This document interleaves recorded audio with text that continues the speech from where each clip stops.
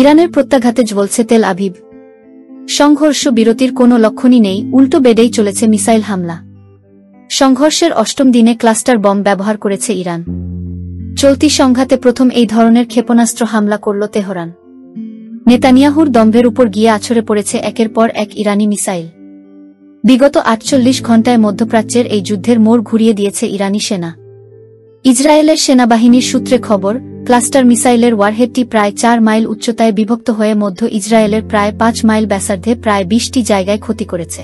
Cluster বোমা মিসাইলের ক্ষতিকারক দিক হল, এর ছোট মিউনিশনগুলি নির্দিষ্ট জায়গায় পরে প্রথমে না ফাটলেও বেশ কিছুটা সময়ের পরেও ফেটে জায়গাটি ক্ষতিগ্রস্ত করতে পারে। ইসরায়েল এয়ারফোর্সের ৭টি ফাইটার জেট ইরানের সামরিক ঘাঁটি লক্ষ্য করে হামলা চালায়।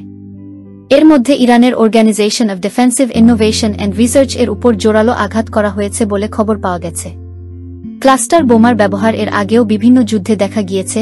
অনেকে ব্যালিস্টিক ক্ষেপণাস্ত্রের চেয়েও এই অস্ত্রকে ভয়ানক বলে মনে করেন। ক্লাস্টার বোমার মধ্যে থাকে একগুচ্ছ ছোট ছোট বোমা। ছোট হলেও তা কিন্তু শক্তিশালী। এর মাধ্যমে কোনো একটি জায়গায় নয়, একসঙ্গে একাধিক জায়গায় একাধিক হামলা চালানো যায়। একটি বড় ক্ষেপণাস্ত্রের ভিতরে ওই ছোট বোমাগুলি ভরা থাকে। উৎক্ষেপণের পর শূন্যেই খুলে যায় ক্লাস্টার বোমার অস্ত্রের মুখ। ভিতর থেকে ছোট ছোট বোমাগুলি বেরিয়ে আসে এবং বিস্তীর্ণ অংশে ছড়িয়ে পড়ে। ইরানের ১৯ জুনের হামলার পর ইসরায়েলের সেনাবাহিনী জানায়, মাটি থেকে ৭ কিলোমিটার উচ্চতায় ওই অস্ত্রের মুখ খুলেছিল। তা থেকে বেরিয়ে এসেছিল অন্তত ২০টি বোমা।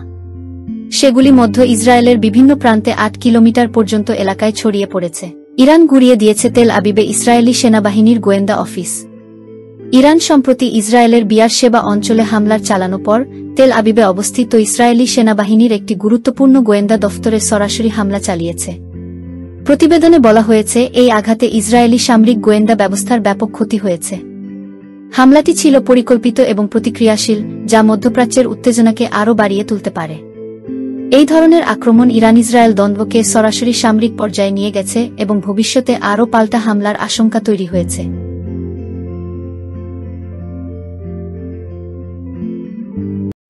আরও নিত্য নতুন খবর পেতে চ্যানেলটি সাবস্ক্রাইব করে আমাদের পাশে থাকুন এবং আপনার মূল্যবান মন্তব্য কমেন্টসে লিখে জানান।